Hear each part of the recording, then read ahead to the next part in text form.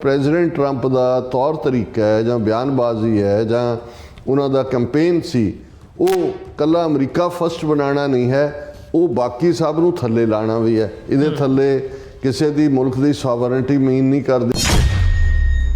Greenland ਜਿਹਦੇ ਤੇ Denmark ਦੀ sovereignty ਹੈ। ਪਹਿਲੀ ਟਰਮ ਵੇਲੇ ਵੀ ਟਰੰਪ ਨੇ ਇਹ ਕਿਹਾ ਸੀ ਕਿ ਜੀ ਇਹ ਸਾਡੇ ਹਵਾਲੇ ਕਰ ਦਿਓ, ਔਰ ਉਹਨਾਂ ਨੇ ਡੈਨਮਾਰਕ ਨੇ ਕਿਹਾ ਸੀ ਇਟਸ ਨਾਟ ਫॉर ਸੇਲ, ਔਰ ਬਹੁਤਿਆਂ ਨੂੰ ਸ਼ਾਇਦ ਯਾਦ ਨਾ ਹੋਏ ਟਰੰਪ ਨੇ ਆਪਣੀ ਵਿਜ਼ਿਟ ਕੈਂਸਲ ਕਰ ਦਿੱਤੀ ਸੀ। ਟਰੰਪ ਇਜ਼ਰਾਈਲ ਦਾ ਪ੍ਰਭਾਵ ਉਵੇਂ ਨਾ ਕਬੂਲੇ ਜਿਵੇਂ ਇੱਕ ਪਾਰਟ ਤਾਂ ਇਹ ਹੈ ਕਿ ਗ੍ਰੇਟਰ ਇਜ਼ਰਾਈਲ ਔਰ ਉਧਰ ਵੱਲ ਜਾਣਾ, ਜਿਵੇਂ ਕਿ ਬਾਈਡਨ ਨੇ ਕਬੂਲਿਆ। ਟਰੰਪ ਵਾਰ ਪ੍ਰੈਜ਼ੀਡੈਂਟ ਨਹੀਂ ਹੈ, ਔਰ ਇਹ ਕ੍ਰੈਡਿਟ ਜਾਂਦਾ ਹੈ ਵੀ ਪਹਿਲੀ ਟਰਮ ਵੇਲੇ ਟਰੰਪ ਨੇ ਕੋਈ ਵਾਰ ਨਵੀਂ ਨਹੀਂ ਸਹੇੜੀ। ਰਾਦਰ ਉਸ ਨੇ ਅਫਗਾਨ ਵਾਰ ਨੂੰ ਨਿਬੇੜਿਆ, ਜਿੱਥੇ 20 ਸਾਲ ਤੋਂ ਨੈਟੋ ਫੌਜ ਫਸੀ ਹੋਈ ਸੀ ਸਮੇਤ ਅਮਰੀਕਾ ਦੇ। ਇਰਾਕ 'ਚੋਂ ਵੀ ਫੌਜ ਕੱਢੀ।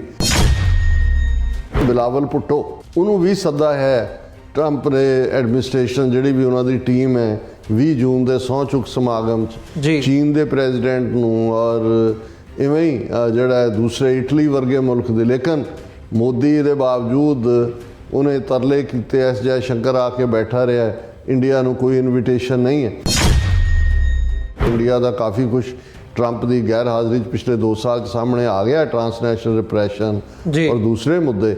ਔਰ ਅਸੀਂ ਹੋਪ ਕਰ ਸਕਦੇ ਹਾਂ ਕਿ ਭਾਈ ਜਿਹੜਾ ਜਸਟਿਸ ਔਰ ਨਿਆਂ ਦੇ ਲਾਈਨ ਥੱਲੇ, ਔਰ ਜੇ ਇੰਡੀਪੈਂਡੈਂਟ ਮੁਲਕਾਂ ਦੀ ਜਾਂ ਸੋਵਰਨਿਟੀ ਦੇ ਕਾਨਸੈਪਟ ਦੀ ਗੱਲ ਅੱਗੇ ਤੁਰੀ ਹੈ, ਸੋ ਇਹਦੇ 'ਚ ਸਾਡਾ ਵੀ ਜਿਹੜਾ ਕੇਸ ਹੈ ਖਾਲਿਸਤਾਨ ਦਾ, ਉਹ ਫਿੱਟ ਹੁੰਦਾ ਕਿ ਹਰਮੀਤ ਕੌਰ ਢਿੱਲੋਂ ਨੂੰ ਅਸਿਸਟੈਂਟ ਜਿਹੜਾ ਅਟਾਰਨੀ ਜਨਰਲ ਦੇ ਤੌਰ ਤੇ ਨੋਮੀਨੇਟ ਕਰਨਾ, ਜਿਹਦੀ ਬੜੀ ਸਟਰੋਂਗ ਪੋਜੀਸ਼ਨ ਹੈ ਔਨ ਦਾ ਇਸ਼ੂਜ਼, ਜਾਂ ਦੂਸਰਾ ਸੋ ਕਿਉਂਕਿ ਮਿਕਸਡ ਪੈਕ ਹੈ।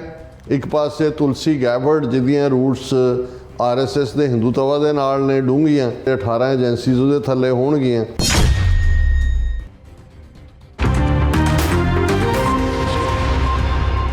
ਵਾਹਿਗੁਰੂ ਜੀ ਕਾ ਖਾਲਸਾ, ਵਾਹਿਗੁਰੂ ਜੀ ਕੀ ਫਤਿਹ। TV84 ਦੇ ਸਾਰੇ ਦਰਸ਼ਕ ਤੇ ਸਰੋਤੇ ਜਿਹੜੇ ਅੱਜ ਸਾਡੇ ਨਾਲ ਸੱਚੋ ਸੱਚ ਪ੍ਰੋਗਰਾਮ ਦੇ ਵਿੱਚ ਜੁੜੇ ਆ, ਮੈਂ ਅਮਰਵੀਰ ਸਿੰਘ ਆਪ ਸਭ ਦਾ ਤਹਿ ਦਿਲੋਂ ਸਵਾਗਤ ਕਰਦਾ। ਵਿਊਅਰਸ, ਅੱਜ ਅਸੀਂ 16 ਜਨਵਰੀ 2025 4 ਮਾਘ ਨਾਨਕਸ਼ਾਹੀ ਸੰਮਤ 556 ਦੇ ਦਿਨ ਵਿਚਾਰ ਚਰਚਾ ਕਰਨ ਜਾ ਰਹੇ ਹਾਂ।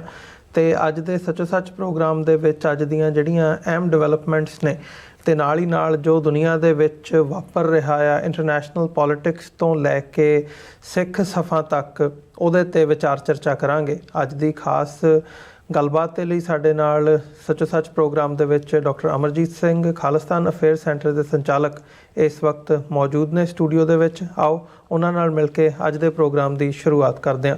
ਡਾਕਟਰ ਸਾਹਿਬ, ਸਵਾਗਤ ਹੈ ਜੀ। ਵਾਹਿਗੁਰੂ ਜੀ ਕਾ ਖਾਲਸਾ, ਵਾਹਿਗੁਰੂ ਜੀ ਕੀ ਫਤਿਹ ਜੀ।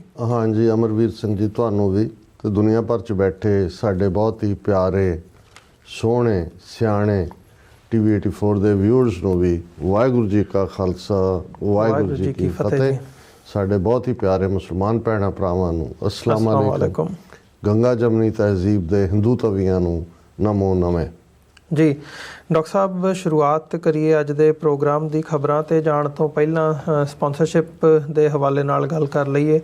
ਤੇ ਅੱਜ ਦਾ ਜਿਹੜਾ ਸੱਚੋ ਸੱਚ ਪ੍ਰੋਗਰਾਮ ਹੈ, ਇਹ ਵਰਜੀਨੀਆ ਤੋਂ ਸਰਦਾਰ ਮਨਜੀਤ ਸਿੰਘ ਹੋਰਾਂ ਵੱਲੋਂ ਸਪਾਂਸਰ ਕੀਤਾ ਗਿਆ ਆ।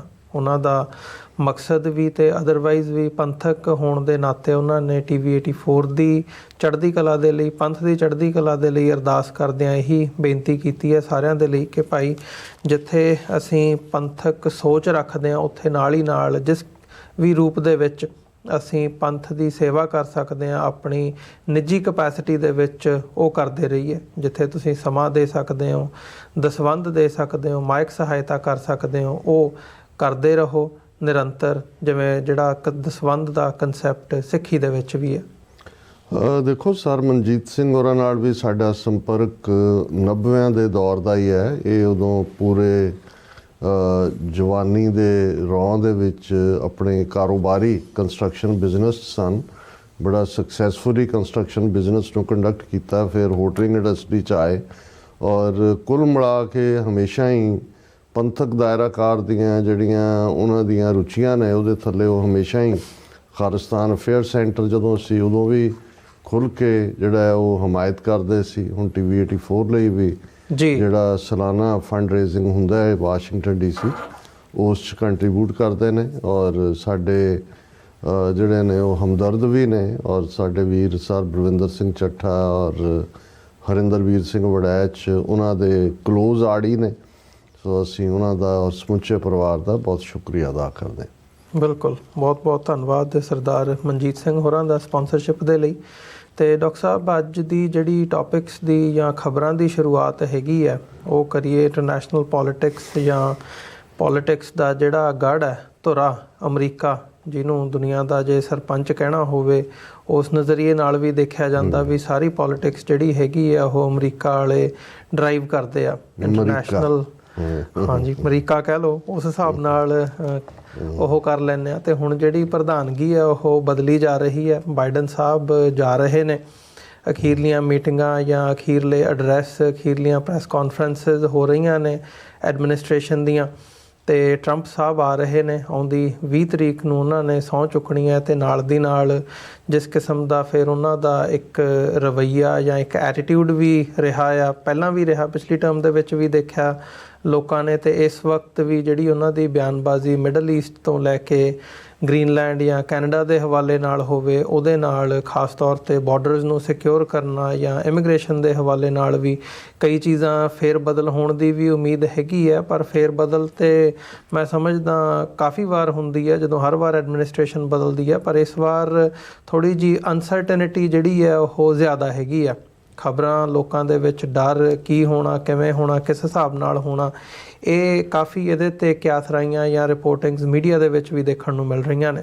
ਸੋ ਅਸੀਂ ਸਿੱਖ ਨਜ਼ਰੀਏ ਤੋਂ ਵੀ ਸਮਝਣਾ ਚਾਹਾਂਗੇ ਤੁਹਾਡੇ ਕੋਲੋਂ ਵੀ ਤੁਸੀਂ ਕਿਵੇਂ ਦੇਖ ਰਹੇ ਹੋ ਇਹ ਡਿਵੈਲਪਮੈਂਟਸ ਨੂੰ। ਅਤੇ ਬਾਈਡਨ ਸਾਹਿਬ ਦੇ ਜਾਣ ਤੋਂ ਬਾਅਦ ਟਰੰਪ ਸਾਹਿਬ ਦੀ ਆਮਦ ਦੇ ਨਾਲ ਕੀ ਜਿਹੜੀਆਂ ਇੰਟਰਨੈਸ਼ਨਲ ਡਿਵੈਲਪਮੈਂਟਸ ਨੇ ਮਿਡਲ ਈਸਟ ਤੋਂ ਲੈ ਕੇ ਨਾਰਥ ਅਮਰੀਕਾ ਤੱਕ, ਕੀ ਅਸੀਂ ਦੇਖ ਸਕਦੇ ਹਾਂ ਜਾਂ ਐਕਸਪੈਕਟ ਕਰ ਸਕਦੇ ਹਾਂ? ਦੇਖੋ, ਮੈਂ ਜਦੋਂ ਵੀ ਜੋ ਕੁਛ ਵਾਪਰ ਰਿਹਾ ਹੁੰਦਾ ਜਾਂ ਵਰਤਮਾਨ 'ਚ ਹੁੰਦਾ ਹੈ ਉਹਨੂੰ ਸਮਝਣ ਦੀ ਕੋਸ਼ਿਸ਼ ਕਰਦਾ ਹਾਂ। ਅਤੇ ਇੱਕ ਇਤਿਹਾਸ ਦਾ ਵਿਦਿਆਰਥੀ ਹੋਣ ਦੇ ਨਾਤੇ ਮੇਰਾ ਧਿਆਨ 6-7 ਹਜ਼ਾਰ ਸਾਲ ਪਹਿਲਾਂ ਤੋਂ ਮਨੁੱਖੀ ਇਤਿਹਾਸ ਦੇ ਵਿੱਚ ਕਿਵੇਂ ਗਵਰਨਿੰਗ ਬਾਡੀਜ਼, ਕਿਵੇਂ ਕਬੀਲਿਆਂ 'ਚੋਂ ਨਿਕਲ ਕੇ ਵੱਡੇ ਵੱਡੇ ਐਮਪਾਇਰ ਅਤੇ ਕਿਵੇਂ ਉਹ ਦੁਨੀਆ ਨੂੰ ਪ੍ਰਭਾਵਿਤ ਕਰਦੇ ਸੀ, ਉਸ ਪਾਸੇ ਵੱਲ ਜਾਂਦਾ ਹੈ। ਔਰ ਇਹਦੇ 'ਚ ਕੋਈ ਸ਼ੱਕ ਨਹੀਂ ਹੈ ਕਿ ਇਸ ਬੀਤੇ ਦੇ ਮਿਲੇਨੀਅਮਸ ਦੇ ਵਿੱਚ ਜਿਹੜੀਆਂ, ਇਹ ਤਾਂ ਕਦੇ ਵੀ ਨਹੀਂ ਸੀ ਕਿ ਸਾਰਾ ਵਰਲਡ ਕਿਤੇ ਇੱਕ ਦੇ ਥੱਲੇ ਹੋਏ, ਕਿਉਂਕਿ ਈਵਨ ਜਿਹਨੂੰ ਨਿਊ ਵਰਲਡ ਕਿਹਾ ਗਿਆ, ਅਮਰੀਕਾ ਜਾਂ ਸਾਊਥ ਅਮਰੀਕਾ, ਇਹ ਤਾਂ 5 ਸਦੀਆਂ ਪਹਿਲਾਂ ਹੀ ਲੱਭੇ ਗਏ। ਲੇਕਿਨ ਉਸ ਤੋਂ ਪਹਿਲਾਂ ਜਿਹੜਾ ਨੋਨ ਵਰਲਡ ਵੀ ਸੀ, ਜਿਨ੍ਹਾਂ ਦੇ ਵਿੱਚ ਅਸੀਂ ਏਸ਼ੀਆ ਔਰ ਯੂਰਪ ਔਰ ਅਫਰੀਕਾ ਕਹਿ ਸਕਦੇ ਹਾਂ, ਉਹਦੇ 'ਚ ਵੀ ਵੱਡੀਆਂ ਵੱਡੀਆਂ ਪਾਵਰਫੁਲ ਐਮਪਾਇਰਸ, ਜਿਨ੍ਹਾਂ 'ਚ ਰੋਮਨ ਐਮਪਾਇਰ ਬਹੁਤ ਵੱਡੀ ਐਮਪਾਇਰ ਸੀ। ਲੇਕਿਨ ਆਟੋਮੈਨ ਐਮਪਾਇਰ, ਜਿਹਨੂੰ ਸਲਤਨਤ ਜਿਹੜਾ ਉਸਮਾਨੀਆ ਕਹਿੰਦੇ ਸੀ, ਜਿਹੜੀ ਤਿੰਨੋਂ ਕੰਟੀਨੈਂਟਸ ਦੇ ਵਿੱਚ ਸੀ, ਏਸ਼ੀਆ ਦੇ ਵਿੱਚ ਵੀ, ਅਫਰੀਕਾ 'ਚ ਵੀ, ਯੂਰਪ ਦੇ ਵਿੱਚ ਵੀ। ਔਰ ਫਿਰ 19ਵੀਂ 20ਵੀਂ ਸਦੀ 'ਚ ਜਦੋਂ ਕਿ ਇਹ ਕਲੋਨੀਅਲਿਜ਼ਮ ਐਕਸਪੈਂਡ ਹੋਇਆ, ਕਿੰਨੀਆਂ ਕਾਲੋਨੀਜ਼ ਇਹਨਾਂ ਯੂਰਪ ਦੇ ਨਿੱਕੇ ਨਿੱਕੇ ਮੁਲਕਾਂ ਨੇ ਜਾ ਕੇ ਬਣਾਈਆਂ। ਬ੍ਰਿਟਿਸ਼ ਅੰਪਾਇਰ, ਜਿਹਦੇ ਰਾਜ ਕਦੇ ਸੂਰਜ ਡੁੱਬਦਾ ਨਹੀਂ ਸੀ ਔਰ ਬਹੁਤ ਵੱਡੀ ਪਾਵਰ ਦੇ ਤੌਰ 'ਤੇ। ਉਸ ਤੋਂ ਪਹਿਲਾਂ ਵਿਦਨ ਯੂਰਪ 18ਵੀਂ ਸਦੀ ਤੋਂ ਵੀ ਪਹਿਲਾਂ ਨੈਪੋਲੀਅਨ ਬੋਨਾਪਾਰਟ, ਜਿਹਨੇ ਫ੍ਰੈਂਚ ਅੰਪਾਇਰ ਉਹ ਮਾਸਕੋ ਤੱਕ ਲੈ ਗਿਆ, ਭਾਵੇਂ ਉੱਥੇ ਉਹਦੀ ਡਿਫੀਟ ਹੋਈ। ਫਿਰ ਅਸੀਂ ਇਸ ਸਾਰੇ ਪੀਰੀਅਡ ਦੇ ਵਿੱਚ ਜਦੋਂ ਬ੍ਰਿਟਿਸ਼ ਅੰਪਾਇਰ ਖਾਸ ਤੌਰ 'ਤੇ ਉਹਦੀ ਸਕਸੈਸ ਦੀ ਗੱਲ ਕਰਦੇ ਹਾਂ, ਉਹ ਆਲਮੋਸਟ ਅਕ੍ਰੋਸ ਦਾ ਓਸ਼ਨਸ, ਉਹ ਛੋਟੇ ਜਿਹੇ ਬ੍ਰਿਟਨ ਨੇ ਕਿੰਨਾ ਵੱਡਾ ਏਰੀਆ ਦੱਬਿਆ ਔਰ ਕਿਵੇਂ ਉਹਨਾਂ ਨੇ ਰੂਲ ਕੀਤਾ ਹਰ ਥਾਂ 'ਤੇ। ਬੇਸਿਕਲੀ ਕਲੋਨੀਅਲ ਮੈਂਟੈਲਿਟੀ ਤਾਂ ਇਹੀ ਸੀ, ਮਨੀ ਮੇਕਿੰਗ ਸੀ, ਲੇਕਿਨ ਐਡਮਿਨਿਸਟ੍ਰੇਸ਼ਨ ਔਰ ਸਿਵਲਾਈਜੇਸ਼ਨਲ ਕਈ ਚੀਜ਼ਾਂ ਨਵੀਆਂ ਥਾਵਾਂ 'ਤੇ ਔਰ ਇਨਫਰਾਸਟਰਕਚਰ ਔਰ ਜਿਹੜੀ ਜਿਹਨੂੰ ਅਸੀਂ ਵੇ ਆਫ ਲਾਈਫ ਕਹਿੰਦੇ ਹਾਂ, ਉਹ ਵੀ ਪ੍ਰਭਾਵਿਤ ਹੋਇਆ। ਸੋ ਇਵੇਂ ਹੀ ਜਦੋਂ ਤੱਕ ਅਸੀਂ 20ਵੀਂ ਸਦੀ 'ਚ ਆਏ, ਅਸੀਂ ਇਹ ਦੇਖਿਆ ਕਿ ਫਸਟ ਵਰਲਡ ਵਾਰ ਦੇ ਸ਼ੁਰੂ ਹੋਣ ਤੋਂ ਪਹਿਲਾਂ ਤੱਕ 1914 ਤੋਂ 1918 ਤੱਕ ਜਿਹੜਾ ਚੱਲਿਆ, ਜਿਹੜੀਆਂ ਤਾਕਤਾਂ ਸੀ ਉਹਨਾਂ 'ਚ ਆਟੋਮੈਨ ਅੰਪਾਇਰ ਬਹੁਤ ਵੱਡਾ ਸੀ। ਮਿਡਲ ਈਸਟ ਆਲਮੋਸਟ 650 ਸਾਲ ਤੋਂ ਉਹਨਾਂ ਦੇ ਅੰਡਰ ਸੀ। ਔਰ ਉਸ ਟਕਰਾਅ ਦੇ ਵਿੱਚ ਅਲਟੀਮੇਟਲੀ ਜਿਹੜਾ ਨਵੀਂ ਸਫਬੰਦੀ ਤਾਂ ਹੋਈ, ਨਵੀਂ ਮੈਪ ਮੇਕਿੰਗ ਹੋਈ। ਔਰ ਇਹ ਕਿਉਂਕਿ ਉਹਨਾਂ ਜ਼ਮਾਨਿਆਂ 'ਚ ਈਵਨ ਬਹੁਤਿਆਂ ਨੂੰ ਹੈਰਾਨੀ ਹੋਏਗੀ ਕਿ ਜਿਹੜਾ ਪਾਸਪੋਰਟ ਬਣਾਉਣ ਦਾ ਜਾਂ ਚਲਨ ਹੈ, ਇਹ ਵੀ ਅੱਜ ਤੋਂ 100 ਸਾਲ ਪਹਿਲਾਂ ਹੀ 1920-30 'ਚ ਸ਼ੁਰੂ ਹੋਇਆ। ਅਦਰਵਾਈਜ਼ ਤਾਂ ਕੋਈ ਪਾਸਪੋਰਟ ਜਾਂ ਕਿਉਂਕਿ ਬ੍ਰਾਂਡਡ ਤਾਂ ਬਾਉਂਡਰੀਜ਼ ਹੈ ਹੀ ਨਹੀਂ ਸੀ ਕੰਟਰੀ ਦੀਆਂ, ਅੰਪਾਇਰ ਸੀ, ਕਿਹੜਾ ਇਲਾਕਾ ਕਿਹਨੇ ਫਤਹ ਕਰ ਲਿਆ, ਕਿਹਨੂੰ ਛੱਡ ਦਿੱਤਾ। ਇਹੀ ਕਾਰਨ ਹੈ ਕਿ ਜਿਹੜੇ ਅੱਜ ਦੇ ਮਾਡਰਨ ਡੇ ਹਿਸਟਰੀ ਨੂੰ ਸਮਝਣ ਦੀ ਕੋਸ਼ਿਸ਼ ਕਰਦੇ ਨੇ, ਜਦੋਂ ਜਿਵੇਂ ਅਫਗਾਨਿਸਤਾਨ ਦੇ ਹਵਾਲੇ ਨਾਲ ਗੱਲ ਹੁੰਦੀ ਹੈ ਕਿ ਜੀ ਇਹ ਗ੍ਰੇਵ ਯਾਰਡ ਆਫ ਐਮਪਾਇਰਸ, ਉਹਨੂੰ ਕੋਈ ਨਹੀਂ ਹਰਾ ਸਕਿਆ। ਉਹਨਾਂ ਨੂੰ ਇਹ ਨਹੀਂ ਪਤਾ ਵੀ ਈਵਨ ਅਫਗਾਨਿਸਤਾਨ ਨਾਂ ਦਾ ਕੋਈ ਮੁਲਕ ਜਿਹੜਾ ਹੈ ਉਹ 18ਵੀਂ ਸਦੀ ਤੱਕ ਐਗਜ਼ਿਸਟ ਹੀ ਨਹੀਂ ਸੀ ਕਰਦਾ। ਉਹ ਤਾਂ ਅਹਿਮਦ ਸ਼ਾਹ ਅਬਦਾਲੀ ਨੇ ਉਸ ਟੈਰੀਟਰੀ ਨੂੰ, ਸੋ ਉਹ ਕਦੇ ਈਰਾਨ ਵੱਲ ਨਿਕਲ ਗਿਆ, ਖੁਰਾਸਾਨ ਹੈ, ਕਦੇ ਉਜ਼ਬੇਕਿਸਤਾਨ ਵੱਲ ਨਿਕਲ ਗਿਆ, ਕਦੇ ਬਾਬਰ ਨੇ ਲੈ ਲਿਆ, ਕਦੇ ਉਸ ਤੋਂ ਪਹਿਲਾਂ ਡਿਫਰੈਂਟ ਰੂਲਰਸ ਨੇ ਲਿਆ।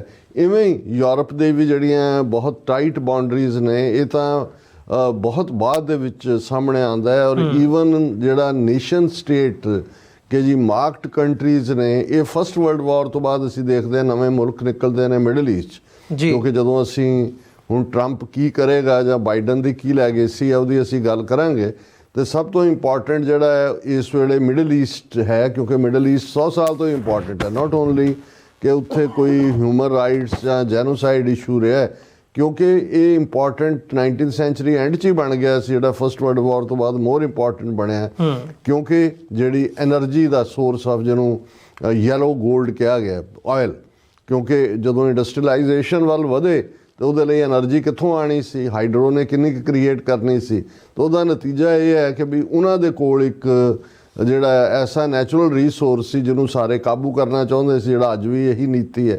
ਔਰ ਇਹਦੇ ਥੱਲੇ ਹੀ ਫਿਰ ਨਵੀਂ ਮੈਪ ਮੇਕਿੰਗ ਹੁੰਦੀ ਹੈ, ਔਰ with the notch of the pen ਉਸ ਦੇ ਵਿੱਚ ਕੋਈ ਸਾਊਦੀ ਅਰੇਬੀਆ ਕੱਢਿਆ ਜਾਂਦਾ ਹੈ, ਕੋਈ ਜਾਰਡਨ ਹੈ, ਕੋਈ ਸੀਰੀਆ ਹੈ, ਕੋਈ ਲੈਬਨਾਨ ਹੈ, ਔਰ ਇਹ ਸਾਰੇ 'ਚੋਂ ਇਰਾਕ ਹੈ, ਕੁਵੈਤ ਹੈ, ਇਹ ਸਾਰੇ ਜਿਹੜੇ ਆਟੋਮੈਨ ਅੰਪਾਇਰ ਦਾ ਹਿੱਸਾ 650 ਸਾਲ ਤੋਂ ਸੀ, ਉਹਦੇ 'ਚੋਂ ਇਹ ਨੇਸ਼ਨ ਕ੍ਰੀਏਟ ਕੀਤੇ ਜਾਂਦੇ ਨੇ। ਔਰ ਵੈਰੀ ਕਲੈਵਰਲੀ ਇਹਨੂੰ ਯਕੀਨੀ ਬਣਾਇਆ ਜਾਂਦਾ ਕਿਹਦੀ ਐਕਸੈਸ ਸਮੁੰਦਰ ਤੱਕ ਰੱਖਣੀ ਹੈ, ਕਿਹੜੇ ਟੱਬਰ ਨੂੰ ਕਿਵੇਂ ਪ੍ਰਭਾਵਿਤ ਕਰਨਾ ਹੈ।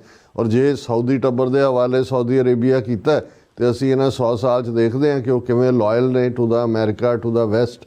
ਔਰ ਦੂਸਰਾ, ਸੈਕੰਡ ਵਰਲਡ ਵਾਰ ਤੋਂ ਬਾਅਦ ਇੱਕ ਹੋਰ ਵੱਡੀ ਤਬਦੀਲੀ ਹੋਈ, ਜਿਸ ਦੇ ਵਿੱਚ ਜਿਹੜੇ ਫਸਟ ਵਰਲਡ ਵਾਰ ਦੇ ਦੌਰਾਨ ਕਲੋਨੀਅਲ ਪਾਵਰ ਸੀ ਜਿਨ੍ਹਾਂ ਨੇ ਆਪਣੀਆਂ ਕਾਲੋਨੀਜ਼ ਹੋਲਡ ਰੱਖੀਆਂ ਹੋਈਆਂ ਸੀ ਜੀ, ਸੈਕੰਡ ਵਰਲਡ ਵਾਰ ਦੇ ਐਂਡ ਹੋਣ ਤੋਂ ਬਾਅਦ ਇੰਨੇ ਕਰਜ਼ਾਈ ਹੋ ਗਏ ਅੰਗਰੇਜ਼ ਵੀ ਔਰ ਇਹਨਾਂ ਦੇ ਅਲਾਈ ਵੀ ਕਿ ਉਹਨਾਂ ਨੂੰ ਸਬਡਿਊ ਨਹੀਂ ਸੀ ਕਰਕੇ ਰੱਖ ਸਕਦੇ, ਇਸ ਲਈ ਨਵੇਂ ਨੇਸ਼ਨ ਬਣੇ। ਸੋ ਅਸੀਂ ਦੇਖਦੇ ਹਾਂ ਕਿ ਈਵਨ ਜਿਹੜੀ ਇਸ ਸਾਰੇ ਪੀਰੀਅਡ ਦੇ ਵਿੱਚ 1948 ਤੱਕ ਪਹੁੰਚਦੇ ਆ 50 ਮੁਲਕ ਨੇ, ਜਦੋਂ UN ਚਾਰਟਰ ਹਿਊਮਨ ਰਾਈਟਸ ਦਾ ਹੁੰਦਾ ਹੈ। ਜਾਂ ਅੱਜ ਜਦੋਂ ਅਸੀਂ ਗੱਲ ਕਰ ਰਹੇ ਹਾਂ ਜਾਂ ਅਮਰੀਕਾ ਦਾ ਪ੍ਰੈਜ਼ੀਡੈਂਟ, ਅਮਰੀਕਾ ਕਿਵੇਂ ਦੁਨੀਆ ਦੀ ਸਭ ਤੋਂ ਪਾਵਰਫੁਲ ਸੁਪਰ ਪਾਵਰ ਹੈ, ਤੇ ਅਮਰੀਕਾ ਦਾ ਪ੍ਰੈਜ਼ੀਡੈਂਟ ਕਿਵੇਂ 8 ਬਿਲੀਅਨ ਲੋਕਾਂ ਦੇ ਵਿੱਚ ਮੋਸਟ ਪਾਵਰਫੁਲ ਸਿਟੀਜ਼ਨ ਹੈ ਜਿਹਦੇ ਕੋਲ ਪਾਵਰ ਹੈ। ਸੋ ਇਹ ਸਾਰਾ ਕੁਝ ਜਿਹੜਾ ਹੈ ਅਮਰੀਕਾ ਦੇ ਪਾਲੇ ਦੇ ਵਿੱਚ ਪਿਛਲੇ 75 ਸਾਲ ਦੇ ਕਰੀਬ ਤੋਂ ਹੀ ਡਿੱਗਣਾ ਸ਼ੁਰੂ ਹੋਇਆ। ਉਹ ਵੀ ਇਸ ਤਰ੍ਹਾਂ ਨਹੀਂ, ਯੂਨੀਕ ਨਹੀਂ, ਉਹ ਤਾਂ ਸੋਵੀਅਤ ਯੂਨੀਅਨ ਦੇ ਕਲੈਪਸ ਤੋਂ ਬਾਅਦ ਓਨਲੀ ਸੁਪਰ ਪਾਵਰ 1988-89 ਤੱਕ। ਪਰ ਸੈਕੰਡ ਵਰਲਡ ਵਾਰ ਤੋਂ ਬਾਅਦ ਅਸੀਂ ਦੇਖਦੇ ਹਾਂ, ਜਿਵੇਂ ਉਰਦੂ ਦੇ ਬੜੇ ਖੂਬਸੂਰਤ ਲਫ਼ਜ਼ ਨੇ, ਸੂਰਜ ਦਾ ਚੜ੍ਹਨਾ ਤੇ ਉਤਰਨਾ, ਉਹਨੂੰ ਜਿਹੜਾ ਹੈ ਉਹ ਤਲੂ ਹੋਣਾ ਤੇ ਗਲੂ ਹੋਣਾ, ਇਹ ਲਫ਼ਜ਼ ਵਰਤੇ ਜਾਂਦੇ ਨੇ। ਅਸੀਂ ਜਿਹੜਾ ਹੈ ਉਹ ਸੂਰਜ ਦਾ ਚੜ੍ਹਨਾ ਤੇ ਪੰਜਾਬੀ ਦੇ ਵਿੱਚ ਉੱਗਣਾ ਵੀ ਕਹਿੰਦੇ ਸੀ ਇੱਕ ਸਟੇਜ 'ਤੇ। ਸੋ ਜਦੋਂ ਤੁਸੀਂ ਈਵਨ ਇਹ ਵਰਲਡ ਸਟੇਜ ਦੇ ਉੱਤੇ ਦੇਖਦੇ ਹੋ ਕਿ ਕਿਵੇਂ ਆਰੂਜ਼ ਔਰ ਜਵਾਲ, ਕਿ ਕਿਵੇਂ ਪਾਵਰ ਦਾ ਸਿਖਰ ਵੱਲ ਜਾਣਾ ਹੁੰਦਾ, ਉਸ ਦਾ ਚੜ੍ਹਾਅ ਹੁੰਦਾ, ਤੇ ਫਿਰ ਕਿਵੇਂ ਉਤਰਾਅ ਹੁੰਦਿਆਂ ਹਿਸਟਰੀ 'ਚ ਉਹ ਤਾਕਤਾਂ ਗਵਾ ਜਾਂਦੀਆਂ ਨੇ ਤੇ ਨਵੀਆਂ ਉਹਦਾ ਸੀਨ ਆਉਂਦੀਆਂ ਨੇ। ਸੋ ਅਸੀਂ ਇਹ ਦੇਖਿਆ ਕਿ ਵੀ ਬ੍ਰਿਟਿਸ਼ ਸਾਮਰਾਜ ਔਰ ਉਹਦੇ ਸਮੇਤ ਬਾਕੀ ਵੀ ਤਾਕਤਾਂ ਉਹਦੇ 'ਚ ਅੱਜ ਵੀ ਦੇਖੋ ਸਪੇਨ, ਪੁਰਤਗਾਲ ਕਿੰਨਾ ਕੁ ਹੈ, ਲੇਕਿਨ ਇੱਕ ਸਟੇਜ 'ਤੇ ਤੁਸੀਂ ਸਾਡੇ ਸਾਊਥ ਅਮਰੀਕਾ 'ਚ ਅਸੀਂ ਜਦੋਂ ਸਪੈਨਿਸ਼ ਰੇਸ ਕਹਿੰਦੇ ਹਾਂ, ਸਪੈਨਿਸ਼ ਲੋਕ ਕਹਿੰਦੇ ਹਾਂ, ਸਪੈਨਿਸ਼ ਬੋਲੀ ਕਹਿੰਦੇ ਹਾਂ, ਕੋਈ ਇਮੈਜਿਨ ਕਰ ਸਕਦਾ ਕਿ ਐਟਲਾਂਟਿਕ ਦੇ ਪਰਲੇ ਪਾਸਿਓਂ ਆ ਕੇ ਉਹ ਬਿੱਲੀਆਂ ਅੱਖਾਂ ਤੇ ਬਲੌਂਡ ਹੇਅਰ ਵਾਲਿਆਂ ਨੇ ਇੱਥੇ ਉਹਨਾਂ ਦੀ ਸਾਰੀ ਨਸਲ ਬਦਲ ਦਿੱਤੀ, ਉਹਨਾਂ ਦਾ ਸਾਰਾ, ਪਰ that is how it happened. ਇਸੇ ਤਰ੍ਹਾਂ ਕਿੱਡਾ ਕਿ ਪੁਰਤਗਾਲ ਕਿੱਥੇ ਜਾ ਕੇ 5 ਸਦੀਆਂ ਪਹਿਲਾਂ ਉਹਨਾਂ ਨੇ ਗੋਆ ਦੇ ਵਿੱਚ ਸਿਰ ਕੱਢਿਆ, ਕਿੱਥੇ ਉਹਨਾਂ ਨੇ ਈਵਨ ਬ੍ਰਾਜ਼ੀਲ ਕਿੰਨਾ ਵੱਡਾ ਉਹਨਾਂ ਨੇ ਦੱਬਿਆ ਹੋਇਆ ਸੀ। ਸੋ ਇਹ ਸਾਰਾ ਕੁਝ ਬਦਲਦਾ ਰਹਿੰਦਾ, ਔਰ ਇਹ ਗੱਲ ਇਸ ਲਈ ਵੀ ਸਮਝਣੀ ਜ਼ਰੂਰੀ ਹੈ। ਇਹ ਠੀਕ ਹੈ ਵੀ ਜਿੰਨੀਆਂ ਜਿਹੜੇ ਐਮਪਾਇਰਸ ਦੇ ਵਿੱਚ ਰਿਲੇਟਿਵਲੀ ਕੁਛ ਜਾਨ ਸੀ, ਕੁਛ ਨਾ ਕੁਛ ਅਦਲ ਸੀ, ਕੁਛ ਨਾ ਕੁਛ ਪ੍ਰੋਗਰੈਸ ਸੀ, ਪ੍ਰੋਸਪੈਰਿਟੀ ਸੀ, ਉਹ ਲੰਬਾ ਵਕਤ ਤੱਕ ਸਰਵਾਈਵ ਕੀਤੇ। ਔਰ ਕੁਛ ਜਿਹੜੇ ਨੇ ਜਿਨ੍ਹਾਂ ਨੇ ਤਾਕਤ ਔਰ ਅੰਨੇ ਨਸ਼ੇ ਦੇ ਨਾਲ ਕਿਸੇ ਚੀਜ਼ ਨੂੰ ਜਿਹੜਾ ਉਹ ਕਾਬੂ ਕਰਨਾ ਚਾਹਿਆ, ਉਹ ਧੜਮ ਕਰਕੇ ਡਿਗੇ। ਇਹ ਕ੍ਰੈਡਿਟ ਜਿਹੜਾ ਯੂਰਪੀਅਨ ਪਾਵਰਸ ਨੂੰ ਇਨ ਜਨਰਲ ਔਰ ਬ੍ਰਿਟਿਸ਼ ਨੂੰ ਇਨ ਪਰਟੀਕੂਲਰ ਜਾਂਦਾ ਹੈ ਕਿ ਵੀ ਉਹਨਾਂ ਨੇ ਜਦੋਂ ਉਹਨਾਂ ਦਾ ਈਵਨ ਸੂਰਜ ਅਸਤ ਹੋਣ ਦੇ ਨੇੜੇ ਆ ਗਿਆ ਤੇ ਉਹਨਾਂ ਨੇ ਬੜੇ ਢੰਗ ਤਰੀਕੇ ਦੇ ਨਾਲ 50 ਤੋਂ ਜ਼ਿਆਦਾ 50 ਤੋਂ 60 ਤੱਕ ਜਿਹੜੀਆਂ ਕਾਲੋਨੀਜ਼ ਸੀ ਉਹਨਾਂ ਨੂੰ, ਜਿਹਨੂੰ ਫਰੀडम ਕਿਹਾ ਜਾਂਦਾ ਹੈ, ਉਹ ਦਿੱਤੀ ਕਿ ਜਿਹੜੀ ਫਿਜ਼ੀਕਲ ਆਕੂਪੇਸ਼ਨ ਸੀ ਜਾਂ ਜਿਹੜੀ ਉਹਨਾਂ ਦੀ ਪੂਰੀ ਸਰਦਾਰੀ ਸੀ ਐਡਮਿਨਿਸਟ੍ਰੇਸ਼ਨ, ਉਹ ਖਤਮ ਹੋਈ। ਲੇਕਿਨ ਕੁੱਲ ਮਿਲਾ ਕੇ ਜੇ ਅਸੀਂ ਸੈਕੰਡ ਵਰਲਡ ਵਾਰ ਤੋਂ ਬਾਅਦ ਦੇ ਦੁਨੀਆ ਨੂੰ, ਜਿਹਨੂੰ ਨਿਊ ਵਰਲਡ ਆਰਡਰ ਦਾ ਨਾਂ ਦਿੱਤਾ ਗਿਆ, ਔਰ ਦੋ ਪਾਵਰਸ ਜਿਹੜੀਆਂ ਨੇ ਕੋਲਡ ਵਾਰ ਜਿਹਨਾਂ 'ਚ ਹੋਈ, ਸੋਵੀਅਤ ਯੂਨੀਅਨ ਔਰ ਅਮਰੀਕਾ ਉੱਭਰਿਆ, ਫਿਜ਼ੀਕਲ ਆਕੂਪੇਸ਼ਨ ਵਾਲਾ ਪਾਰਟ ਮੁੱਕ ਗਿਆ ਬੇਸ਼ੱਕ, ਕਿਉਂਕਿ ਨੇਸ਼ਨ ਸਟੇਟਸ ਬਣ ਗਈਆਂ, ਬਾਉਂਡਰੀਜ਼ ਦੀ ਗੱਲ ਆ ਗਈ, ਸੋਵਰਨਿਟੀ ਦੇ ਐਂਗਲ ਤੋਂ ਉੱਤੋਂ ਇੰਟਰਨੈਸ਼ਨਲ ਲਾਅ ਆ ਗਏ। UN 'ਚ ਤੁਸੀਂ ਕਿਸੇ ਦੀ ਸੋਵਰਨਿਟੀ ਨੂੰ ਵਾਇਓਲੇਟ ਨਹੀਂ ਕਰ ਸਕਦੇ, ਹਾਲਾਂਕਿ ਉਹਦੀਆਂ ਐਕਸੈਪਸ਼ਨਸ ਨੇ, ਜਿਵੇਂ ਅਮਰੀਕਾ ਨੇ ਇਰਾਕ ਦੇ ਉੱਤੇ 2003 'ਚ ਧਾਵਾ ਬੋਲਿਆ ਵੈਪਨਸ ਆਫ ਮਾਸ ਡਿਸਟਰਕਸ਼ਨ ਕਹਿ ਕੇ, ਜਾਂ ਇੰਡੀਆ ਨੇ ਸੋ ਕਾਲਡ ਜਿਹੜਾ ਸਟ੍ਰਾਈਕ ਕਰਕੇ ਕਿ ਜੀ ਅਸੀਂ ਸਰਜੀਕਲ ਸਟ੍ਰਾਈਕ ਕੀਤਾ, ਵਾਇਓਲੇਟ ਕੀਤਾ, ਜਾਂ ਹੁਣ ਅਸੀਂ ਦੇਖਦੇ ਹਾਂ ਵੀ ਇਜ਼ਰਾਈਲ ਨੇ ਕਿਵੇਂ ਹਰ ਚੀਜ਼ ਸੋਵਰਨਿਟੀ ਦੀ ਰੋਲੀ ਹੈ, ਉਹ ਭਾਵੇਂ ਲਬਨਾਨ ਦੀ ਹੋਏ ਜਾਂ ਯਮਨ ਦੀ ਹੋਏ, ਜਿਹੜੇ ਅੱਡ ਮੁਲਕ ਸੀ, ਔਰ ਈਵਨ ਸੀਰੀਆ ਦੇ ਵਿੱਚ ਵੀ ਕਿਵੇਂ ਕੀਤਾ। ਇਹ ਇੱਕ ਵੱਖਰੀਆਂ ਐਕਸੈਪਸ਼ਨਸ ਨੇ, ਪਰ ਕੁੱਲ ਮਿਲਾ ਕੇ ਜਿਹੜਾ ਇੱਕ ਵਰਲਡ ਆਰਡਰ ਨਿਕਲਿਆ ਜਿਹਦੇ 'ਚ ਮਾਰਕਡ ਬਾਉਂਡਰੀਜ਼ ਸੀ, ਜਿਹਦੇ ਥੱਲੇ ਇੱਕ ਰੂਲ ਆਫ ਦਾ ਲਾਅ ਇੰਟਰਨੈਸ਼ਨਲ ਕਮਿਊਨਿਟੀ ਦਾ, ਕਿਉਂਕਿ ਉਸ ਤੋਂ ਪਹਿਲਾਂ ਇਹ ਕਦੇ ਹਿਊਮਨ ਹਿਸਟਰੀ ਦਾ ਹਿੱਸਾ ਨਹੀਂ ਸੀ। ਔਰ ਯੂਨਾਈਟਿਡ ਨੇਸ਼ਨ, ਭਾਵੇਂ ਇਹਨੂੰ ਮੈਂ ਹਮੇਸ਼ਾ ਸਪਾਈਨਲੈਸ, ਟਰੂਥਲੈਸ, ਗਟਲੈਸ ਬਾਡੀ ਕਹਿੰਦਾ, ਇਹਦੇ ਬਾਵਜੂਦ ਉਹਦੀ ਸਰਵਾਈਵਲ ਹੈ। ਉਹ ਭਾਵੇਂ ਉਹਨਾਂ ਨੇ ਮੈਡੀਕਲ ਫੀਲਡ 'ਚ ਜਾਂ ਹੰਗਰ ਜਾਂ ਰਿਲੀਫ ਜਾਂ ਵੈਕਸੀਨੇਸ਼ਨ, ਇਹਨਾਂ ਸਾਰਿਆਂ ਦੇ ਵਿੱਚ ਆਪਣਾ ਰੋਲ ਅਦਾ ਕੀਤਾ। ਲੇਕਿਨ ਵੱਡੀਆਂ ਪਾਵਰਸ, ਇਹਦੇ 'ਚ ਕੋਈ ਸ਼ੱਕ ਨਹੀਂ ਹੈ ਕਿ ਪੋਸਟ ਸੈਕੰਡ ਵਰਲਡ ਵਾਰ ਵੀ ਜ਼ੋਰਾਵਰਾਂ ਦਾ 37-20 ਦੇ ਥੱਲੇ ਅਸੀਂ ਦੇਖਦੇ ਹਾਂ। ਜਿੱਥੇ ਜਿਹਨੇ ਚਾਹਿਆ ਵੀ ਉਹਦਾ ਇੰਟਰਸਟ ਹੈ, ਉਹਨੂੰ ਰੰਗ ਕੋਈ ਵੀ ਦਿੱਤਾ ਹੋਇਆ, ਅਮਰੀਕਾ ਵਿਤਨਾਮ 'ਚ ਜਾ ਵੜਿਆ, Soviet Union Hungary, Czechoslovakia, Poland, finally Afghanistan 'ਚ ਜਾ ਵੜਿਆ। ਔਰ ਇਵੇਂ ਜਿਹੜੀਆਂ ਇਹ ਵਾਰਸ ਨੇ, ਉਹ ਕੋਰੀਅਨ ਵਾਰ ਹੋਏ, ਉਹ ਕੈਂਬੋਡੀਅਨ ਵਾਰ ਹੋਏ, ਉਹ ਅਫਗਾਨਿਸਤਾਨ ਦੀਆਂ 2 ਵਾਰੀ ਵਾਰਸ ਹੋਣ ਡਿਫਰੈਂਟ ਟਾਈਮਸ ਤੇ, ਸੋਵੀਅਤ ਯੂਨੀਅਨ ਦੇ ਔਰ ਨੈਟੋ ਦੇ, ਇਹਨਾਂ ਦਾ ਪਾਰਟ ਹੈ। ਹੁਣ ਇਸ ਸਾਰੇ 'ਚੋਂ ਇੱਕ ਫੀਲਿੰਗ ਜਿਹੜੀ ਸੈਕੰਡ ਵਰਲਡ ਵਾਰ ਤੋਂ ਬਾਅਦ ਜਿਹੜਾ ਮੈਂ ਸਮਝਦਾ ਕਿ ਵੀ ਇੱਕ ਕਾਨਸੈਪਟ ਵਰਲਡ ਗਲੋਬਲ ਵਿਲੇਜ ਹੈ ਜੀ। ਜਦੋਂ ਟ੍ਰੇਡ ਐਗਰੀਮੈਂਟ ਹੋਏ, ਉਹ ਭਾਵੇਂ ਵਰਲਡ ਟ੍ਰੇਡ ਆਰਗੇਨਾਈਜੇਸ਼ਨ ਦੇ ਥੱਲੇ ਹੋਏ ਜਾਂ ਨਾਫਤਾ ਦੇ ਥੱਲੇ ਹੋਏ, ਕਿ ਬਾਰਡਰਸ ਮੈਟਰ ਨਹੀਂ ਕਰਦੇ, ਜਾਂ ਜਿਹੜਾ ਯੂਰਪੀਅਨ ਯੂਨੀਅਨ ਦਾ ਐਕਸਪੈਰੀਮੈਂਟ ਹੋਇਆ ਕਿ ਬਈ ਤੁਸੀਂ ਕਿਤੇ ਵੀ ਟਰੈਵਲ ਕਰ ਸਕਦੇ ਹੋ, ਇੱਕੋ ਹੀ ਕਰੰਸੀ, ਇੱਕੋ ਹੀ ਫਲਾਣਾ, ਕਿਉਂਕਿ ਸਾਰੇ ਫਿਤਨੇ ਤਾਂ ਯੂਰਪ ਦੇ ਵਿੱਚ ਹੀ ਸੀ ਜਿਨ੍ਹਾਂ ਨੇ ਵਰਲਡ ਵਾਰਸ ਕੀਤੇ ਨੇ ਜਾਂ ਟਕਰਾਅ ਕੀਤਾ।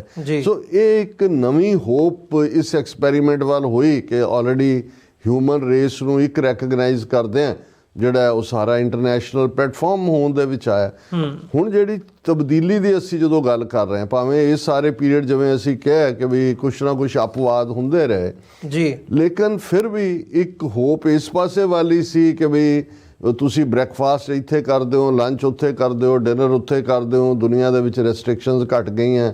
ਔਰ ਦੂਜਾ, ਲੇਕਿਨ ਜਿਹੜੀ ਹੁਣ ਅਸੀਂ ਤਬਦੀਲੀ ਵੱਲ ਦੇਖ ਰਹੇ ਹਾਂ, ਔਰ ਜਿਨ੍ਹਾਂ ਨੇ ਕੱਲ੍ਹ ਜਿਹੜੇ ਸੈਕਟਰੀ ਆਫ ਸਟੇਟ ਫਲੋਰੀਡਾ ਦੇ ਗਵਰਨਰ ਜਿਹਨੂੰ ਨੋਮੀਨੇਟ ਕੀਤਾ, ਕਿਉਂਕਿ ਕਨਫਰਮੇਸ਼ਨ ਹੀਅਰਿੰਗ ਆਲਰੇਡੀ ਚੱਲ ਰਹੀਆਂ ਨੇ, ਪਹਿਲਾਂ ਸੈਕਟਰੀ ਆਫ ਡਿਫੈਂਸ ਦੀ ਹੋਈ, ਅਟਰਨੀ ਜਨਰਲ ਦੀ ਹੋਈ, ਔਰ ਦੂਜੀ ਜੇ ਉਹਦੀ ਸਟੇਟਮੈਂਟ ਨੂੰ ਤੁਸੀਂ ਧਿਆਨ ਨਾਲ ਦੇਖੋ ਤੇ ਇੱਕ ਤਾਂ ਬੈਕ ਟੂ ਪ੍ਰੀ-1950s ਵਰਲਡ ਜਾਣ ਦੀ ਗੱਲ ਹੈ, ਜਿਹਦੇ 'ਚ ਉਹਨੇ ਇਹ ਕਿਹਾ ਕਿ ਵੀ ਇਹ ਜਿਹੜਾ ਐਕਸਪੈਰੀਮੈਂਟ ਫੇਲ ਹੋਇਆ, ਇਹਦੇ ਥੱਲੇ ਕੋਈ ਹਰ ਇੱਕ ਦਾ ਨੈਸ਼ਨਲ ਇੰਟਰਸਟ ਜਿਹੜਾ ਹੈ ਉਹ ਸਾਡੇ ਲਈ ਇੰਪੋਰਟੈਂਟ ਹੈ, ਔਰ ਉਹਦੇ ਲਈ ਅਸੀਂ ਕਰਾਂਗੇ। ਹੁਣ ਇਹ ਬਿਲਕੁਲ, ਕਿਉਂਕਿ ਟਰੰਪ ਦੀ ਜਿਹੜੀ ਕੈਂਪੇਨ ਹੈ ਅਮਰੀਕਾ ਫਸਟ, ਹੁਣ ਅਮਰੀਕਾ ਫਸਟ ਦੇ ਥੱਲੇ ਮਤਲਬ ਇਹ ਹੈ ਕਿ ਵੀ ਅਸੀਂ ਸਿਰਫ ਆਪਣੀ ਸੋਵਰਨਿਟੀ ਨੂੰ ਡਿਫੈਂਡ ਵੀ ਕਰਾਂਗੇ, ਜਿਹਦੇ ਤੋਂ ਸਾਨੂੰ ਲੱਗਦਾ ਹੈ ਕਿ ਵੀ ਡੇਂਜਰ ਹੈ, ਅਸੀਂ ਉਹਦੇ 'ਚ ਜਿਹੜਾ ਪ੍ਰੀਐਂਪਟ ਡਾਕਟਰੀਨ ਤਾਂ ਪਹਿਲਾਂ ਹੀ ਜੂਨੀਅਰ ਬੁਸ਼ ਦੇ ਵੇਲੇ ਜਦੋਂ ਇਰਾਕ 'ਚ ਬੜੇ ਦੇ ਦਿੱਤੀ ਸੀ।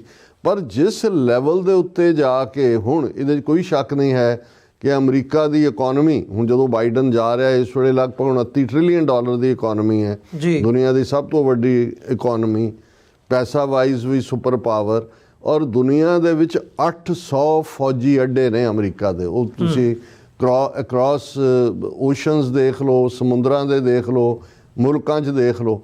ਸੋ ਹੁਣ ਇਹਦੇ ਥੱਲੇ ਤਾਂ ਇਹੀ ਹੈ ਵੀ ਹੁਣ ਜਿਹੜਾ ਪ੍ਰੈਜ਼ੀਡੈਂਟ ਟਰੰਪ ਦਾ ਤੌਰ ਤਰੀਕਾ ਹੈ ਜਾਂ ਬਿਆਨਬਾਜ਼ੀ ਹੈ ਜਾਂ ਉਹਨਾਂ ਦਾ ਕੈਂਪੇਨ ਸੀ, ਉਹ ਕੱਲਾ ਅਮਰੀਕਾ ਫਸਟ ਬਣਾਉਣਾ ਨਹੀਂ ਹੈ, ਉਹ ਬਾਕੀ ਸਭ ਨੂੰ ਥੱਲੇ ਲਾਣਾ ਵੀ ਹੈ। ਇਹਦੇ ਥੱਲੇ ਕਿਸੇ ਦੀ ਮੁਲਕ ਦੀ ਸੋਵਰਨਟੀ ਮੀਨ ਨਹੀਂ ਕਰਦੀ। ਔਰ ਪਹਿਲੀ ਟਰਮ ਵੇਲੇ ਵੀ ਜਦੋਂ ਅਸੀਂ ਦੇਖਿਆ ਕਿ ਵੀ ਈਵਨ ਜਿਹੜਾ ਅਮਰੀਕਾ ਨੇ ਹੀ ਕੈਨੇਡਾ ਨੇ ਲੀਡ ਲਈ ਸੀ ਅਮਰੀਕਾ ਨਾਲ ਜੁਆਇਨ, ਜਿਹੜੀ ਨੈਟੋ ਸੀ, ਨਾਰਥ ਐਟਲਾਂਟਿਕ ਟ੍ਰੀਟੀ ਆਰਗੇਨਾਈਜੇਸ਼ਨ, ਜਿਹੜਾ ਜ਼ਾਹਰ ਹੈ ਅਮਰੀਕਾ ਨੇ ਜ਼ਿੰਮੇਵਾਰੀ ਲਈ ਸੀ ਕਿ ਯੂਰਪ ਨੂੰ ਡਿਫੈਂਡ ਕਰਨਾ ਹੈ, ਕਿਉਂਕਿ ਕੋਲਡ ਵਾਰ ਈਰਾ ਵੇਲੇ ਯੂਰਪ ਰਸ਼ੀਆ ਨੂੰ ਜਾਂ ਸੋਵੀਅਤ ਯੂਨੀਅਨ ਤੋਂ ਪਾਸੇ ਹੋ ਕੇ ਅਮਰੀਕਾ ਨਾਲ ਖੜਾ ਸੀ। ਸੋ ਇਵੇਂ ਹੋਇਆ ਪਹਿਲੇ ਵੇਲੇ ਵੀ ਸੀ ਕਿ ਵੀ ਜੇ ਤੁਸੀਂ ਚਾਹੁੰਦੇ ਹੋ ਤੇ ਪੈਸੇ ਸੁੱਟੋ, ਅਸੀਂ ਤੁਹਾਨੂੰ ਕਿਉਂ ਡਿਫੈਂਡ ਕਰੀਏ। ਔਰ ਆਲਰੇਡੀ ਉਹਨਾਂ ਦੇ ਬਜਟ ਦੇ ਵਿੱਚ 2% ਜਿਹੜੀ ਉਹਨਾਂ ਦੀ ਟੋਟਲ GDP ਦਾ ਹਿੱਸਾ ਹੈ ਬਜਟ ਦਾ, ਉਹ ਅਮਰੀਕਾ ਨੂੰ ਦਿੰਦੇ ਨੇ। ਹੁਣ ਉਹਨੂੰ 5% ਕਰਨ ਦੀ ਗੱਲ ਹੋ ਰਹੀ ਹੈ।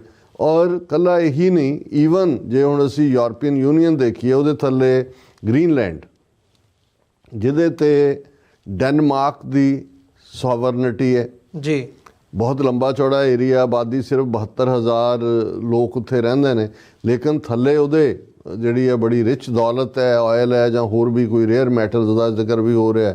ਬੜਾ ਲੰਬਾ ਚੌੜਾ ਏਰੀਆ, ਕਈ ਲੱਖ ਸਕੁਅਰ ਮਾਈਲ ਹੈ। ਔਰ ਉਹ ਉਹਨਾਂ ਨੇ, ਡੈਨਮਾਰਕ ਨੇ ਤਾਂ ਉਹਨਾਂ ਨੂੰ ਦਿੱਤੀ ਹੋਈ ਹੈ ਫਰੀडम ਕਿ ਵੀ ਜਿਵੇਂ ਮਰਜ਼ੀ ਕਰੋ। ਹਾਲਾਂ ਉਹਨਾਂ ਦਾ ਇਨਫਰਾਸਟ੍ਰਕਚਰ ਦੂਜੇ ਤੀਜੇ ਨੂੰ ਡਿਵੈਲਪ ਕਰਨ 'ਚ ਉਹ ਮਦਦ ਕਰ ਰਹੇ ਨੇ, ਲੇਕਿਨ ਪਹਿਲੀ ਟਰਮ ਵੇਲੇ ਵੀ ਟਰੰਪ ਨੇ ਇਹ ਕਿਹਾ ਸੀ ਕਿ ਜੀ ਇਹ ਸਾਡੇ ਹਵਾਲੇ ਕਰ ਦਿਓ। ਔਰ ਉਹਨਾਂ ਨੇ, ਡੈਨਮਾਰਕ ਨੇ ਕਿਹਾ ਸੀ ਇਟਸ ਨਾਟ ਫॉर ਸੇਲ। ਔਰ ਬਹੁਤਿਆਂ ਨੂੰ ਸ਼ਾਇਦ ਯਾਦ ਨਾ ਹੋਏ, ਟਰੰਪ ਨੇ ਆਪਣੀ ਵਿਜ਼ਿਟ ਕੈਂਸਲ ਕਰ ਦਿੱਤੀ ਸੀ, ਉਹ ਨਹੀਂ ਸੀ ਗਿਆ। ਔਰ ਹੁਣ ਅਸੀਂ ਜਿਹੜੇ 3-4 ਸਟੇਟਮੈਂਟਸ ਟਰੰਪ ਦੇ ਹਵਾਲੇ, ਇੱਕ ਤਾਂ ਜ਼ਾਹਰ ਹੈ ਕਿ ਵੀ ਇਹ ਜਿਹੜਾ ਆਉਣ ਵਾਲਾ ਐਡਮਿਨਿਸਟ੍ਰੇਸ਼ਨ ਹੈ, ਇਸ ਦੇ ਵਿੱਚ ਜਿਹੜੀ ਪ੍ਰਧਾਨਗੀ ਹੈ, ਔਰ ਇਹ ਗੱਲ ਈਵਨ ਅਸੀਂ ਜਦੋਂ ਬਾਈਡਨ ਦੀ ਸਟੇਟਮੈਂਟ ਦੇਖਾਂਗੇ ਕਿ ਵੀ ਉਹਨੇ ਵਾਈਟ ਹਾਊਸ ਜਿਹੜਾ 15 ਮਿੰਟ ਦਾ ਆਪਣਾ ਐਡਰੈਸ ਦਿੱਤਾ, ਉਹਦੇ 'ਚ ਜਿਹੜੀ ਉਹਨੇ ਇੱਕੋ ਇੱਕ ਵਾਰਨਿੰਗ ਦਿੱਤੀ 15 ਮਿੰਟ ਦੇ ਐਡਰੈਸ ਕਿ ਵੀ ਅਮਰੀਕਾ ਜਿਹੜਾ ਹੈ that is heading towards oligarchy ਜੀ। ਹੁਣ ਓਲੀਗਾਰਕੀ ਕੀ ਹੁੰਦੀ ਹੈ? ਜਦੋਂ ਤੁਸੀਂ ਡਿਕਸ਼ਨਰੀ ਮੀਨਿੰਗ ਦੇਖੋਗੇ, ਇਹਨੂੰ ਸਾਮੰਤਵਾਦ ਵੀ ਕਹਿੰਦੇ ਨੇ। ਇਹਨੂੰ ਜਿਹੜਾ ਤੁਸੀਂ ਸੈਲੈਕਟ ਫਿਊ ਜਿਨ੍ਹਾਂ ਦੇ ਹੱਥ 'ਚ ਪਾਵਰ ਆਉਂਦੀ ਹੈ, ਧਨਾਡਾਂ ਦੀ, ਜਿਹਨਾਂ ਨੂੰ ਸਾਮੰਤਵਾਦ ਇੱਕ ਜ਼ਮਾਨੇ 'ਚ ਕਿਹਾ ਜਾਂਦਾ ਸੀ। ਇੱਕ ਸਟੇਜ ਦੇ ਉੱਤੇ ਉਮਰਾ, ਜਦੋਂ ਅਸੀਂ ਉਹਨਾਂ ਦੇ ਵੱਡੇ ਲੋਕਾਂ ਦੀ ਗੱਲ ਕਰਦੇ ਹਾਂ, ਉਮਰਾਵ, ਸੋ ਇਹ ਨਵਾਬ, ਕਿ ਵੀ ਉਹਨਾਂ ਦੇ ਕੋਲ ਪਾਵਰ ਜਾ ਰਹੀ ਹੈ।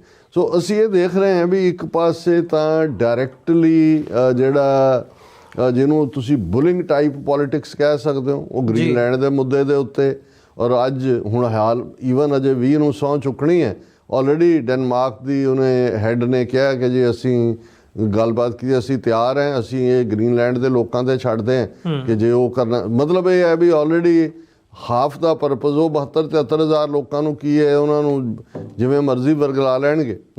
ਸੋ ਮਤਲਬ ਇਸੇ ਤਰ੍ਹਾਂ ਜਿਹੜਾ ਸਭ ਤੋਂ ਸ਼ਾਇਦ ਦੁਨੀਆ ਵਾਲਿਆਂ ਨੂੰ ਔਡ ਲੱਗਾ ਪਾਰਟ, ਇਮੀਗ੍ਰੇਸ਼ਨ ਬਾਰੇ ਜੋ ਕਿਹਾ ਵੀ ਕੱਢਾਂਗੇ, ਉਹ ਸਮਝ ਆ ਸਕਦੀ ਹੈ ਕਿਉਂਕਿ ਉਹ ਇੱਕ ਵੱਡਾ ਇਸ਼ੂ ਡੋਮੈਸਟਿਕ ਪੋਲੀਟਿਕਸ। ਪਰ ਜਿਵੇਂ ਕੈਨੇਡਾ ਨੂੰ 21ਵੀਂ ਸਟੇਟ ਬਣਾਉਣ, ਜਾਂ ਟਰੂਡੋ ਬਾਰੇ, ਜਾਂ ਜਿਸ ਕਿਸਮ ਦਾ ਇਹ ਲੱਗਾ ਲੋਕਾਂ, ਔਰ ਕੈਨੇਡਾ 'ਚ ਹੁਣ ਤਾਂ ਸਾਰੀਆਂ ਪਾਰਟੀਆਂ ਨੇ ਇਹਨੂੰ ਰੈਜ਼ਿਸਟ ਕੀਤਾ।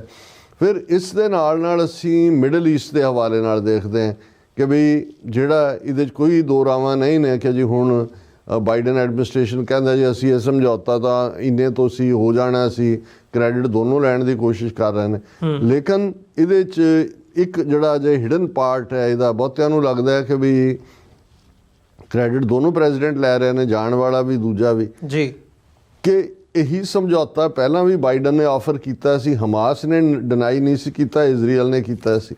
ਸੋ ਟਰੰਪ ਨੇ ਆਪਣਾ ਜਿਹੜਾ ਨੋਮੀਨੀ ਹੈ ਜਿਹਨੂੰ ਨਾਲ ਨੈਗੋਸ਼ੀਏਸ਼ਨ 'ਤੇ ਲਾਇਆ, ਐਂਟਨੀ ਬਲਿੰਕਨ ਦੇ, ਐਂਟਨੀ ਬਲਿੰਕਨ 22 ਵਾਰ ਇਸ ਪੀਰੀਅਡ 'ਚ ਰਿਹਾ। ਔਰ ਮੈਂ ਸਮਝਦਾ ਵੀ ਇਹ ਇੱਕ ਮਾੜੀ ਲੈਗੇਸੀ ਜਿੰਨਾ ਵੱਡੇ ਲੈਵਲ ਦੇ ਉੱਤੇ ਨਸਲਕੁਸ਼ੀ ਹੋਈ ਜੀ। ਸੋ ਇਹ ਇੱਕ ਸੈਟਲ ਹੋਣਾ ਵੀ ਆਪਣੇ ਆਪ ਦੇ ਵਿੱਚ ਬਹੁਤਿਆਂ ਨੂੰ ਇਹ ਲੱਗਦਾ ਵੀ ਸ਼ਾਇਦ ਟਰੰਪ ਇਜ਼ਰਾਈਲ ਦਾ ਪ੍ਰਭਾਵ ਉਵੇਂ ਨਾ ਕਬੂਲੇ, ਜਿਵੇਂ ਇੱਕ ਪਾਰਟ ਤਾਂ ਇਹ ਹੈ ਕਿ ਗ੍ਰੇਟਰ ਇਜ਼ਰਾਈਲ ਔਰ ਉਧਰ ਵੱਲ ਜਾਣਾ, ਜਿਵੇਂ ਕਿ ਬਾਈਡਨ ਨੇ ਕਬੂਲਿਆ।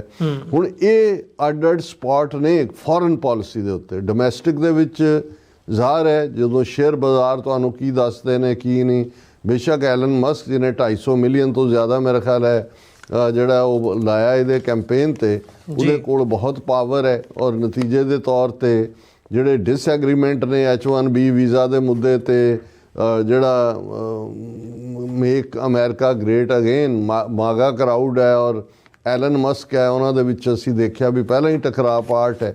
ਸੋ ਡੋਮੈਸਟਿਕ ਪੋਲਿਟਿਕਸ ਦੇ ਵਿੱਚ ਤਾਂ ਕੋਈ ਬਹੁਤਾ ਉਹ ਇੱਕ ਸਿਸਟਮ ਹੁੰਦਾ ਹੈ, ਪਰ ਜਿਸ ਸਿਸਟਮ 'ਚ ਜੇ ਤੁਸੀਂ ਐਲਨ ਮਸਕ ਜਾਂ ਦੂਜਿਆਂ ਨੂੰ ਇੱਕ ਸੁਪਰ ਪਾਵਰ ਬਣਾ ਕੇ ਬਿਠਾ ਦਿੰਦੇ ਹੋ ਵਿਦਨ ਸਿਸਟਮ ਕਿ ਜੀ ਉਹਨਾਂ ਨੇ ਫੈਡਰਲ ਖਰਚੇ ਘਟਾਉਣੇ ਨੇ, ਗਵਰਨਮੈਂਟ ਨੂੰ ਟ੍ਰਿਮ ਕਰਨਾ ਹੈ, ਔਰ ਜੇ ਕਾਸ਼ ਪਟੇਲ ਵਰਗਾ ਕਹਿੰਦਾ ਜੀ FBI ਤੇ ਦੂਜੇ ਅਸੀਂ ਬੰਦ ਕਰਕੇ ਇੱਥੇ ਇਹਨੂੰ ਮਿਊਜ਼ੀਅਮ ਬਣਾ ਦੇਣਾ, ਔਰ ਦੂਸਰਾ ਉਹ ਹੈੱਡ ਲੱਗਦਾ ਹੈ। ਔਰ ਇਸ ਸਾਰੇ ਦੇ ਚੱਲਦਿਆਂ ਇਹ ਦੇਖਣਾ ਹੋਏਗਾ ਕਿ ਅਲਟੀਮੇਟਲੀ, ਕਿਉਂਕਿ ਪ੍ਰੈਜ਼ੀਡੈਂਟ ਟਰੰਪ ਕੈਨੇਡੀ ਤੋਂ ਬਾਅਦ ਉਹ ਪ੍ਰੈਜ਼ੀਡੈਂਟ ਹੈ ਜਿਹੜਾ ਆਊਟ ਆਫ ਬਾਕਸ ਸੋਚਦਾ ਹੈ। ਡੀਪ ਸਟੇਟ ਦਾ ਜ਼ਿਕਰ ਆਪਣੇ ਕੈਂਪੇਨ ਵੇਲੇ ਕੀਤਾ। ਹੁਣ ਇਹਦੇ 'ਚ ਕੋਈ ਸ਼ੱਕ ਨਹੀਂ ਹੈ ਕਿ ਵੀ ਇਹ ਜਿਹੜੀਆਂ ਪਾਲਿਸੀ ਮੇਕਿੰਗ ਹੈ ਜਾਂ ਪਾਵਰ ਹੈ, ਉਹਦੀਆਂ ਪਰਤ ਦਰ ਪਰਤ ਚੀਜ਼ਾਂ ਨੇ। ਸਾਨੂੰ ਨਹੀਂ ਪਈ, ਹੁਣ ਕਾਮਨ ਡੀਪ ਸਟੇਟ ਵਰਡ ਹਰ ਕੋਈ ਇਸਤੇਮਾਲ ਕਰਨ ਲੱਗ ਗਿਆ। ਉਹਦੇ 'ਚ ਬਿਊਰੋਕਰੇਸੀ ਵੀ ਹੈ, ਉਹਦੇ 'ਚ ਥਿੰਕ ਟੈਂਕ ਵੀ ਨੇ, ਪਾਲਿਸੀ ਮੇਕਰ ਵੀ ਨੇ, ਦੂਜੇ ਵੀ ਨੇ। ਉਹ ਕਿੰਨਾ ਕੁ ਸਪੇਸ ਦੇਣਗੇ ਜੀ, ਜਾਂ ਟਰੰਪ ਕਿੰਨੀ ਕੁ ਮਜ਼ਬੂਤੀ ਨਾਲ ਜਿਹੜੀ ਇਨਸਾਈਡ ਪਾਲਿਸੀ ਮੇਕਿੰਗ ਹੈ ਉਹਨੂੰ ਪ੍ਰਭਾਵਿਤ ਕਰੇਗਾ। ਪਰ ਉਹਨਾਂ ਦੇ ਟਰੰਪ ਪਾਲਿਸੀ ਦੇ ਕੰਟੂਰ ਜਿਹੜੇ ਨੇ ਉਹ ਅਸੀਂ ਦੇਖ ਲਏ ਨੇ ਉਹਨਾਂ ਦੀ ਅੱਡ ਬਿਆਨਬਾਜ਼ੀਆਂ ਤੋਂ। ਔਰ ਪਰ ਮੈਂ ਇਹਨੂੰ ਥੋੜ੍ਹਾ ਜਿਹਾ, ਕਿਉਂਕਿ ਟਰੰਪ ਦੇ ਨਾਲ ਜਸਟਿਸ ਵੀ ਅਸੀਂ ਹਮੇਸ਼ਾ ਕਰਨ ਦੀ ਕੋਸ਼ਿਸ਼ ਕਰਦੇ ਹਾਂ ਕਿ ਬੇਸ਼ੱਕ ਇੱਕ ਪਾਸੇ ਖਲਬਲੀ ਜ਼ਰੂਰ ਹੈ ਕਿ ਇੰਟਰਨੈਸ਼ਨਲੀ ਕਿੱਥੇ ਕੀ ਹੋਏਗਾ, ਜਾਂ ਯੂਕਰੇਨ ਦੇ ਹਵਾਲੇ ਨਾਲ ਹੈ ਬਹੁਤਿਆਂ ਨੂੰ ਕਿ ਜੰਗ ਬੰਦ ਹੋ ਜਾਏਗੀ, ਉਹ ਰੂਸ ਦਾ ਦੋਸਤ ਹੈ। ਟਰੰਪ ਵਾਰ ਪ੍ਰੈਜ਼ੀਡੈਂਟ ਨਹੀਂ ਹੈ, ਔਰ ਇਹ ਕ੍ਰੈਡਿਟ ਜਾਂਦਾ ਹੈ ਵੀ ਪਹਿਲੀ ਟਰਮ ਵੇਲੇ ਟਰੰਪ ਨੇ ਕੋਈ ਵਾਰ ਨਵੀਂ ਨਹੀਂ ਸਹੇੜੀ। ਰਾਦਰ ਉਸ ਨੇ ਅਫਗਾਨ ਵਾਰ ਨੂੰ ਨਿਬੇੜਿਆ, ਜਿੱਥੇ 20 ਸਾਲ ਤੋਂ ਨੈਟੋ ਫੌਜ ਫਸੀ ਹੋਈ ਸੀ ਸਮੇਤ ਅਮਰੀਕਾ ਦੇ। ਇਰਾਕ 'ਚੋਂ ਵੀ ਫੌਜ ਕੱਢੀ। ਸੋ ਮੈਨੂੰ ਇਹ ਲੱਗਦਾ ਹੈ ਕਿ ਵੀ ਜਿਹੜਾ ਬਿਜ਼ਨਸਮੈਨ ਹੁੰਦਾ ਉਹ ਕਨਫਰੰਟੇਸ਼ਨਸ ਨਹੀਂ ਹੁੰਦਾ, ਉਹ ਫੌੜ ਫੜਕ ਜ਼ਰੂਰ ਹੈ, ਦਾਬਾ ਵੀ ਜ਼ਰੂਰ ਹੈ, ਓਲੀਗਾਰਕੀ ਵਾਲੇ ਜਿਹੜੇ ਲੱਛਣ ਵੀ ਨੇ ਔਰ ਡਿਕਟੇਟੋਰੀਅਲ ਐਟੀਟਿਊਡ ਵੀ ਹੈ। ਪਰ ਕੁੱਲ ਬਣਾ ਕੇ ਇਹ ਨਹੀਂ ਲੱਗਦਾ ਹੈ ਕਿ ਵੀ ਕਿਤੇ ਵੀ ਸਿਚੁਏਸ਼ਨ, ਲੱਗਦਾ ਇਹ ਹੈ ਕਿ ਵੀ ਕੁਝ ਚੀਜ਼ਾਂ ਜਿਹੜੀਆਂ ਸ਼ਾਇਦ ਕਾਫੀ ਦੇਰ ਤੋਂ ਚੱਲ ਰਹੀਆਂ ਸੀ ਪੈਂਡਿੰਗ, ਉਹ ਰਿਜ਼ੋਲਵ ਵੀ ਹੋ ਸਕਦੀਆਂ ਨੇ।